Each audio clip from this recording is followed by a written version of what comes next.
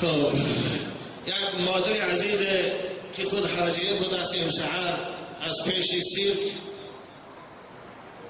نزد من آمده بود شکایت از فرزندش که فرزندی داشته است به نام بهادور و این فرزندش از کوچه قراتگی نیست که همسر یعنی کلین اختیار کرده بود از براش. بعد از یک سال زندگی میگوید چه نامعقولی کردن خوب و کمپیر است که سحر و جادوی بسیاری برای من به اینها قدر باور ندارم. بچه میگوید از من جدا کردن، هر باری که فرزندم خانه بیاد من همچون همسر حقارت میکنند، مادرت فلان کنم، آنت فلان کنم، دهنت فلان کنم. بابا جان میگه من یک بچه کلان کردم خود دیگه منگیش مایده است که خرسال من شوهر ندارم. همه آرزوم امیدم همین بچم بود، اما برای همسرش از خانه من برآمده رفت خانه خسرش و هر باری هم که بیاد حالی من همین است که دشنام زنانه برای من میتیهد. خوب من گفتم مادر عزیز در حق دعای خیر کن انشاءالله او خوب میشه و روز صبر کن. خوب مادر از باز میگیرید. من گفتم اگر من به جای تو مادر باشم او را هرگز زیاد نمیکنم، او برات دفشود به جای رود، لیکن مادر باز دلش میسوخته است.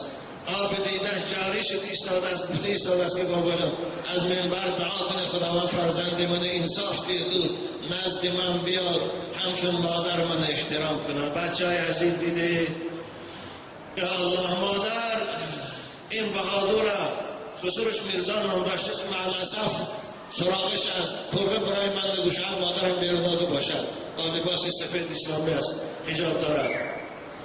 خسروش میرزا نام دارد و تو خودش بهادور خانمگو پیش سیرک است.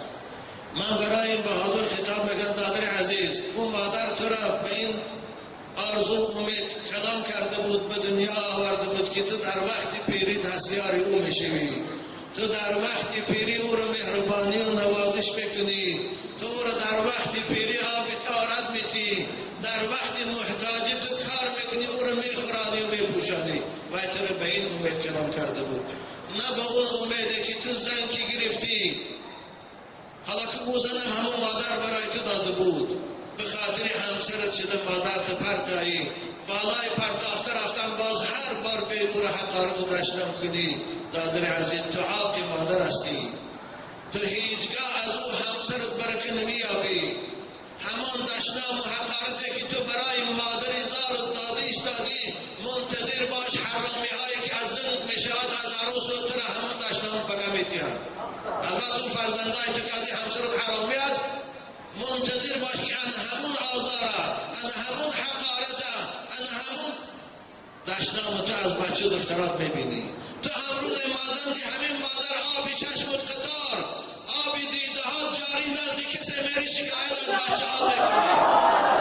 مادر عزیز بخواد که برای زن شده مادر تو پردایی، برای زن شده مادر تو حقارت کنی.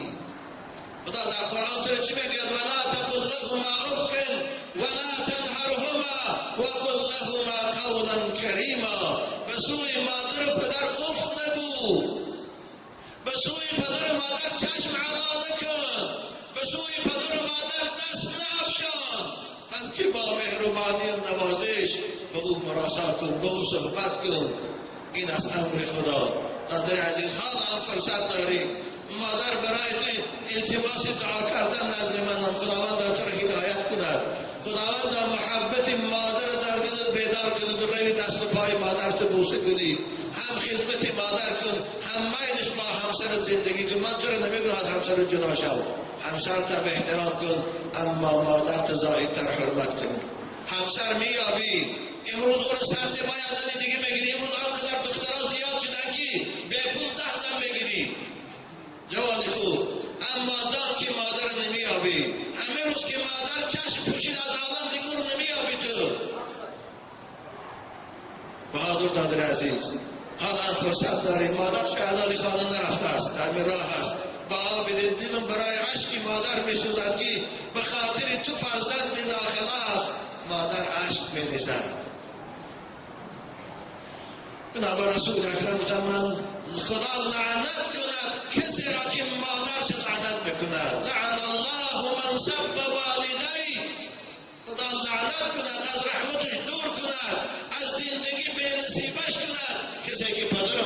آشنا میکنه، پدر مادر لعنت میکنه. مادر جان حالا هم فرصت داری، در مادرت دستاش بوسه کن، توبه کن. خدا انشاءالله مادر دلش مهربان است، توبه تو رو قبول میکنه، گناه تو رو میگذرد. مادر که از تو راضی شد انشاءالله خدا هم از تو راضی میشود. دعا کنیم پروردگار این به خاطر این آب دیده های مادر، خدایا تو مقلب القلوب، دلی بهادر به سوی مادرش مایل گردان. خداوند محبت مادر و محبت برادراش در دل او بیدار کن. خدایا فرزند صالح و فرزند خدمتگار مادر برای مادر او رو میگردان.